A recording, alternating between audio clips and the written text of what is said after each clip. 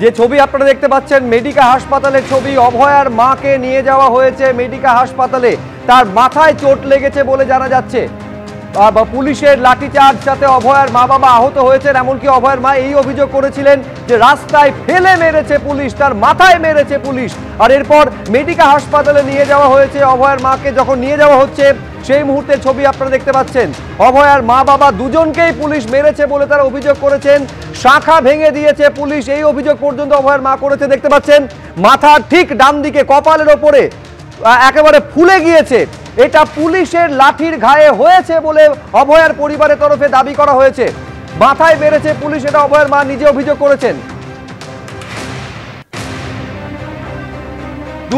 দুজন প্রতিনিধি আমাদের সঙ্গে রয়েছেন, একদিকে অনির্বাণ বিশ্বাস রয়েছেন এবং অন্যদিকে সমীরণ পাল রয়েছেন। আমি শুরুতে অনির্বাণ এইটা তোমার কাছে জানতে চাইবো, ঠিক কোন সময় নিয়ে যাওয়া হলো? আচ্ছা সমীরণ পাল, এই মুহূর্তের আপডেটটা সমীরণ দিতে পারবেন? কতটা অবস্থা, মাথায় আঘাত কতটা গুরুতর বলে জানা যাচ্ছে, চিকিৎসকেরা কি বলছেন? সমীরণ। হ্যাঁ দেখো, এই মুহূর্তে অভয়ার মাকে নিয়ে যাওয়া হয়েছে এমার্জেন্সিতে, তার সঙ্গে তার বাবাকেও নিয়ে যাওয়া হয়েছে, কারণ তিনিও অনেকটাই চোট পেয়েছেন। সরাসরি লাঠিচার্জ করা হয়েছে এবং তার মাথায় গুরুতর আঘাত লেগেছে, তার শাখা ভেঙে গেছে, ঘাড়ে পিঠে আঘাত লেগেছে। আমরা এই মুহূর্তে মেডিকেল হাসপাতাল রয়েছি, অভিজিৎ দত্ত তোমাকে ছবিটা দেখাচ্ছে, যে এমার্জেন্সির সামনে যথেষ্ট ভিড় রয়েছেন এবং বিজেপি নেতা কৌস্তব বাগচি রয়েছেন। আপনি ছিলেন একেবারে, কিভাবে হলো ঘটনা?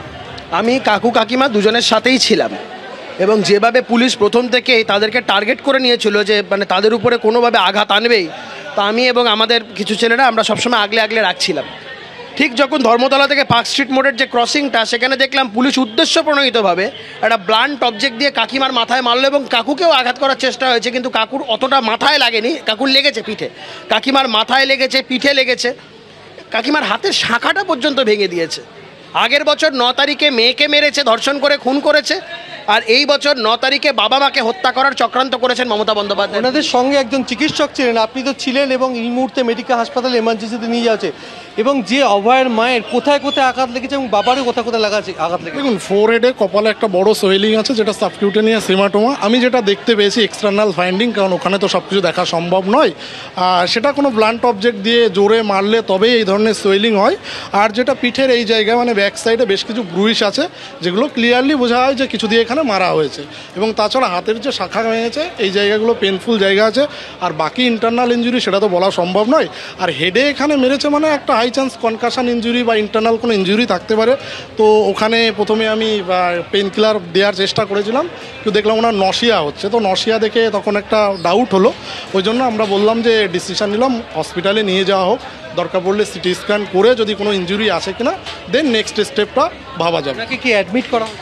সেটা এখন ভেতরে যারা দেখছে, দেখুন মেডিকেল হসপিটালে যারা ডক্টররা আছে, তবে আমার যেটা মতে অ্যাডমিট করে রাখাটাই ভালো। কারণ অন্তত যদি 24 ঘন্টা তো মিনিমাম কনকাশন ইঞ্জুরিতেও আমরা দেখবেন যে কোনো ক্রিকেটার যখন বল লাগে মাথায়, তার ক্ষেত্রেও কিন্তু 24 ঘন্টা অবজারভেশনে রাখার কথা বলা হয়। মাথায় ফুলে গেছে এবং একাধিক জায়গায় আঘাত রয়েছে এবং তাকে ভর্তি করা হতে পারে বলে চিকিৎসক জানাচ্ছেন। কিন্তু তাকে দেখতে কিছুক্ষণের মধ্যে রাজ্যের বিরোধী দলনেতা শুভেন্দু অধিকারী আসছেন। আমাদের সেদিকে নজর থাকবে শুভেন্দু অধিকারী যখন আসবেন। কিন্তু যখন ধুমধুমার পরিস্থিতি তৈরি হলো পার্ক স্ট্রিটে, একবার সেই মুহূর্তের ছবিটা আপনাদের সামনে রাখবো।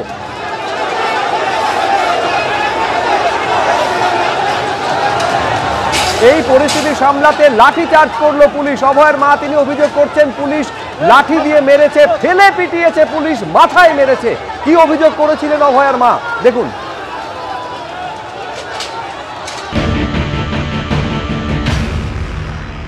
পুলিশের আধিকারিকের সঙ্গে কথা বলতে চাই, এই ব্যারিকেড সরাতে চাই। আমার মেয়ে সুরক্ষিত জায়গায় ছিল, আমার মেয়েকে সুরক্ষা দিতে পারেনি, বিচার চেয়েছি বলে আজকে আমাকে মেরেছে। হাতের শাখাটা ভেঙে দিয়েছে, কপালে মেরেছে, সারা হাত কেটে দিয়েছে। আপনাকে কে মারধর করলো? পুলিশ, মহিলা পুলিশ, কলকাতা পুলিশ, অনেক পুলিশ মিলে আমাকে মেরেছে, রাস্তায় ফেলে মেরেছে। আপনারা কি তাও নবান্নে যাবেনি? অবশ্যই যাবো। আমরা নবান্নে, আমাদের ব্যারিকেড না দিলে আমরা তখন পৌঁছেও যেতাম। আমরা পুলিশ আমাদের বাড়ি থেকে বেরোনো থেকেই আমাদের আটকানোর চেষ্টা করেছে। কেন এই নিষ্ঠুরতা, কেন আমাদের অনড় রয়েছি। আমি নবান্নে যেতে চাই, যেহেতু আমাকে মারা হয়েছে।